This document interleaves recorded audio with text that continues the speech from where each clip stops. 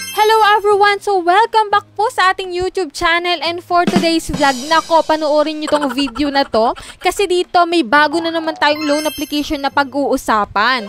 So kung ikaw ay naghahanap dyan na mautangan online, nako, wag ka muna mag-install, mag-download or mag-apply sa mga bagong loan application kasi hindi mo pa yan alam kung magkano ba talaga yung marireceive mo. Katulad nga na isang commentator natin, so nag-comment siya doon, nabasa ko na siya nga ay nag-utang dito kay Morgold, and basta-basta na lang daw pumasok sa kanyang GCash account or bank account yung pera nang hindi niya man lang alam kung magkano yung malulong niya at marireceive niya. So, parang ang hirap naman umutang sa mga ganong loan application na hindi mo man lang alam kung magkano ba talaga yung marireceive mo, diba? Parang mangangapa ka sa dilim, no? Pero bago natin pag-usapan guys si Morgold, sa mga gusto sumali dyan sa ating pa-GCash giveaway, weekly po yung ating pamimigay ng ating pa-GCash, and then 5 lucky winners po yung ating pinipili. Tuwing Monday po yung ating announcement. Ang gagawin mo lang po is magsusubscribe ka sa aking YouTube channel, ilalike mo yung video na to at mag-iiwan ka ng comment dyan sa comment section. And sa last Monday of the month ka, merong mananalo ulit ng ating pa-cellphone giveaway.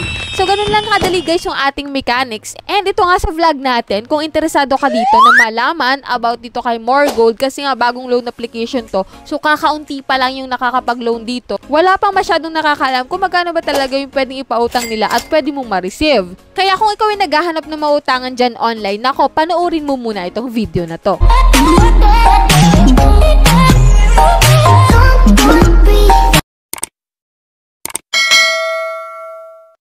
And dun nga guys, no, after mo ma-install or ma-download si Morgold, so magre-register ka dyan using your active mobile number, and then doon magsasend ang OTP code. And then lalabas na dun guys yung 30,000 pesos na loan amount daw, na maximum amount na pwede mong ma-loan dito kay Morgold. Pero syempre, pag ikaw ay first time, hindi po ganun kalaki yung ipapaloan sa'yo. So maliit pa lang yan. And then dito nga, may mga product list sila, no?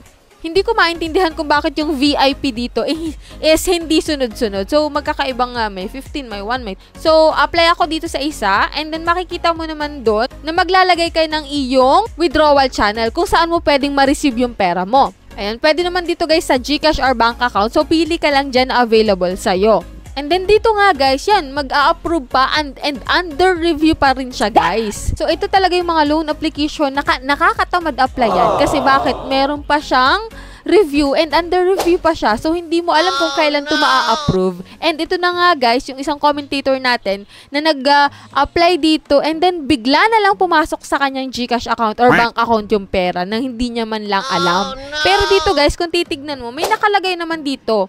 Doon sa 3,500 mo, may management fee na 1,500 and amount to receive nga na 2,000 pesos. At ang nakalagay dito guys na borrowing cycle is 7 days. No? So after 7 days, babayaran mo na po siya. So, yan sa mga bago pa lang mag-a-apply dito kay Morgold, meron naman pong nakalagay na loan amount kung magkano talaga yung marireceive mo. So, dito nga 2,000 pesos, and then ibabawas dun yung management fee na 1,500. Meron naman po siyang nakalagay. Tignan na lang po natin doon sa mismong application. And then, doon sa iba ring loan application na lalabas na bago, matuto tayong halongkayin. Ano ba yung tamang word? Talagang hindi ko tinitigilan ang feature ng isang loan application hanggat hindi ko nakikita kung magkano ba talaga yung pwede kong ma-receive. So, dito nga kay Morgold, wala naman tayong ibang option para makita talaga yung marireceive natin na loan amount kasi mai-submit mo muna siya bago mo siya makita. Pero ngayon sa video na to, kung nanonood ka, alam mo na kung magkano talaga yung pwede mong ma-receive dito kay Morgold at pwedeng ipautang sa'yo. So, ikaw na lang talaga yung magdi-decide kung uutang ka pa rin ba dito or hindi. So, lagi kong ang advice sa inyo guys, bago kayo mag-install or mag-download or mag-apply sa mga loan application, matuto tayong magbasa muna ng mga reviews, manood ng mga reviews, para at least meron tayong konting idea and alam na natin kung magkano yung marireceive natin na loan amount, diba? So, tayo na lang talaga yung magdi-decide. So, yan lang guys yung ating vlog dito about kay Morgold. And sa mga hindi pa po dyan nakasubscribe sa aking YouTube channel, click mo na po yung subscribe button at hit mo na rin guys yung notification bell para updated ka sa mga bagong utangan serye. Lalo ngayon, ang dami-dami na namang lumalabas na bagong loan application, no? And para updated ka na rin sa ating pa-GCash giveaway. So, bye-bye na muna for now, guys. Keep your heart beating, gone, breathing.